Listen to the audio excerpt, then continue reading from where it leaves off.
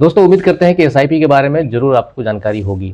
SIP कहने से आपके दिमाग में एक ही बात गूंज रही होगी, म्यूचुअल फंड में जो हम पैसे थोड़े-थोड़े अंतराल पे डालते हैं वो एसआईपी है। बट ऐसा नहीं होता है। एसआईपी का मतलब मैं आज इस वीडियो में समझाने जा रहा हूँ आपको। एसआईपी क्या होता है? एसआईपी का फुल फॉर्म होता है सिस्टमैटिक इन्वेस्टमेंट प्लान। जैसे कि नाम से ही पता चल रहा है कि सिस्टमैटिक यानी एक सुनियोजित ढंग से, तरीके से, व्यवस्थित तरीके से, और इन्वेस्टमेंट प्लान यानी आपके निवेश का एक तरीका है, एक प्लानिंग है। तो दोस्तों जैसे कि आपको पता है कि हम म्यूचुअल फंड में पैसा डालते हैं और बोलते हैं हमने एसआईपी खोल रखा है, एसआईपी कर रखा है। तो सिर्फ म्यूचुअल फंड में ही नहीं डाल सकते, इसके अलावा आप जो है गोल्ड भी खरीद सकते हो और स्टॉक्स जो होते हैं उसमें भी पैसे लगा सकते हो आप एसआईपी के थ्रू। ये उन लोगों के लिए ज़्यादा ही बेहतर है जिनके पास की एक मुश्त बहुत बड़ा रकम नहीं होता है।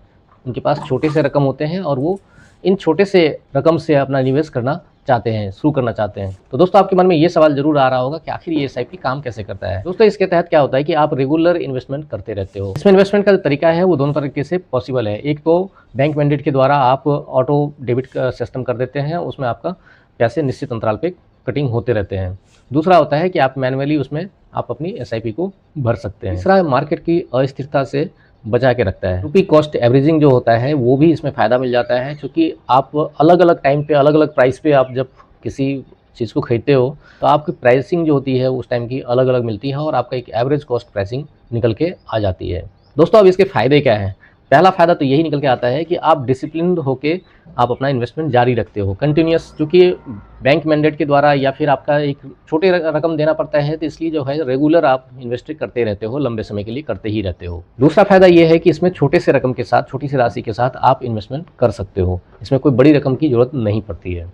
और तीसरा फ़ायदा ये है कि आपके जो फाइनेंशियल गोल होते हैं उसको अचीव करने में ये काफ़ी हेल्पफुल होता है, क्योंकि जैसे कुछ लोग रिटायरमेंट की प्लानिंग करके रखते हैं, बच्चों के हायर एजुकेशन की प्लानिंग करके रखते हैं, अपना घर खरीदने का प्लान करके रखते हैं। ये जो प्लानिंग होती है आपकी, ये 5 साल, 10 साल, 15 साल, 20 साल की हो सकती है।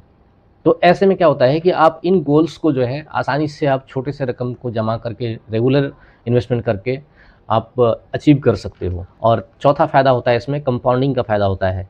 आप कुछ भी खरीदो, खास करके म्यूचुअल फंड और जो स्टॉक्स होते हैं उसमें कंपाउंडिंग के फ़ायदे बहुत मिलते हैं, क्योंकि कम स्टॉक्स में भी डिविडेंड वगैरह मिलते हैं, म्यूचुअल फंड में डिविडेंड वगैरह मिलते हैं।